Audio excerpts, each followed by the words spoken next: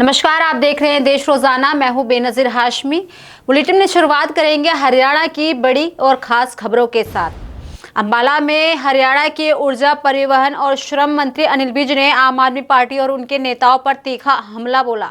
दरअसल उन्होंने आप नेता गोपाल राय के बयान पर प्रतिक्रिया देते हुए कहा कि चींटी चली पहाड़ तोड़ने, यही फितरत है आम आदमी पार्टी की, लेकिन ज्यादा मत उछलो। आपको बता दें कि अनिल विज ने दिल्ली के सीएम अरविंद केजरीवाल पर भी निशाना साधा और कहा कि अगर कोर्ट के आदेश से कुछ हो रहा है तो उसका दोष भाजपा पर नहीं मंडा जा सकता। वहीं साथ ही कहा कि अगर हिम्मत है तो केजरीवाल कोर्ट में जाकर लड़े, बयानबाजी ना करे। ये बयान विज ने उस वक्त दिया जब उनसे गोपाल राय के विवादित बयान पर प्रधानमंत्री के घर में घुसकर कब्जा करेंगे को लेकर सवाल पूछा गया। दरअसल आपको बताते चले कि दिल्ली के पूर्व मुख्यमंत्री अरविंद केजरीवाल का कहना है कि जिस दिन 40 लाख लोग सड़कों पर उतर गए, भाजपा को नानी याद आ जाएगी, जिस पर अनिल विज ने केजरीवाल समेत आम आदमी पार्टी पर भी जुबानी हमला बोला।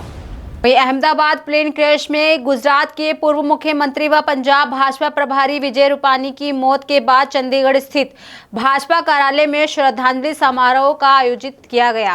कार्यक्रम में हरियाणा के मुख्यमंत्री नायब सिंह सैनी, राज्यपाल बंडारू दत्तात्रेय, पंजाब भाजपा अध्यक्ष सुनील जाखड़ समेत कई वरिष्ठ नेता शामिल हुए। वहीं इस मौके पर मीडिया से बातचीत में सुनील जाखड़ ने आम आदमी पार्टी, सीएम भगवंत मान और अरविंद केजरीवाल पर जुबानी हमला किया।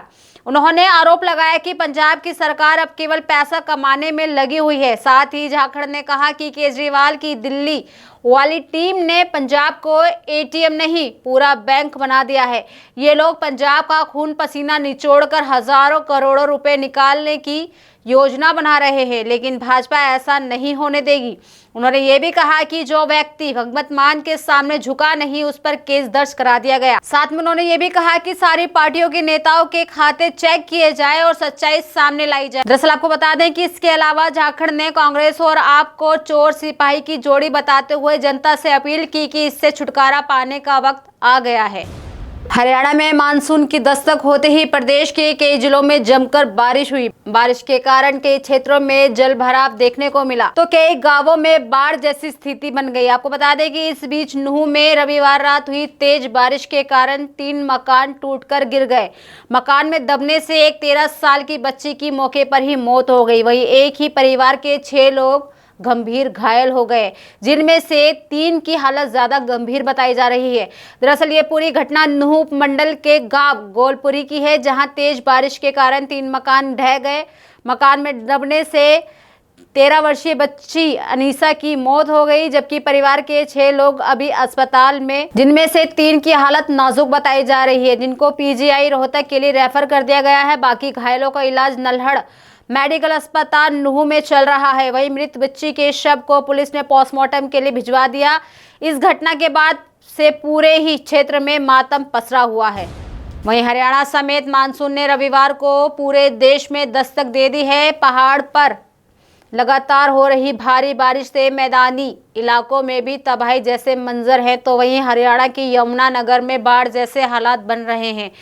सदोड़ा कस्बे में नकटी नदी उफान पर है, जिसकी वजह से पूरा इलाका जलमग्न हो गया है। कई फीट तक सड़कों पर पानी जमा हो गया है, जिसके कारण वाहनों की आवाजाही पूरी तरह से ठप हो चुकी है। बताते चले कि यमुनानगर जिले का सदोड़ा इलाका इस वक्त पूरी तरह से जलमग्न है।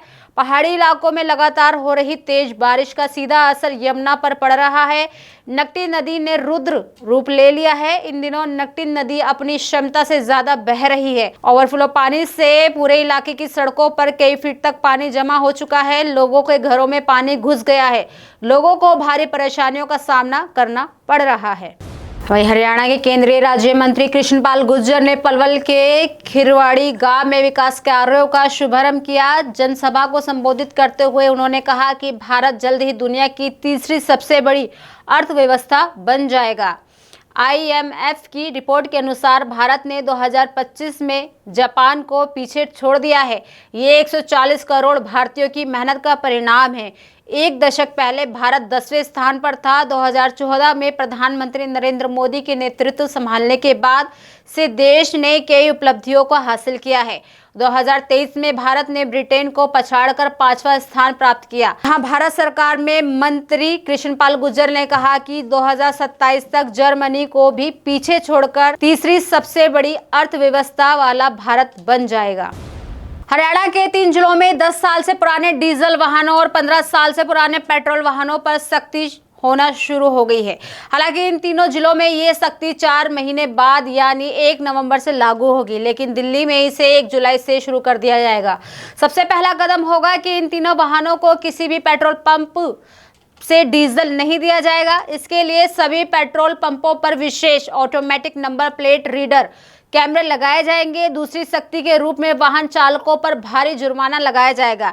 एनसीआर क्षेत्र में ये जुर्माना कितना होगा इसका अभी खुलासा नहीं किया गया है, मगर दिल्ली में 4 पहिया वाहनों पर 10,000 और 2 पहिया वाहनों पर 5,000 रुपए का जुर्माना निर्धारित किया गया है। केंद्रीय वायु गुणवत्ता प्रबंधन आयोग यानी commission of air quality management ने ये आदेश हर रोज बढ़ते पॉल्यूशन को कंट्रोल करने के लिए जारी किए हैं। ये थी हरियाणा की बड़ी और खास खबरें। कल फिर होगी मुलाकात हरियाणा की ताजा खबरों के साथ। तब तक के लिए बने रहिए हमारे साथ और देखते रहिए देश रोजाना। नमस्कार। सब्सक्राइब करें देश रोजाना के YouTube चैनल को और नई वीडियो की नोटिफिकेशन पाने के लिए बेल आइकन जरूर दबाएं। अगर आप ये वीडियो फेसबुक या इंस्टाग्राम पर देख रहे हैं तो पेज को लाइक और फॉलो जरूर करें और ज्यादा से ज्यादा शेयर करें।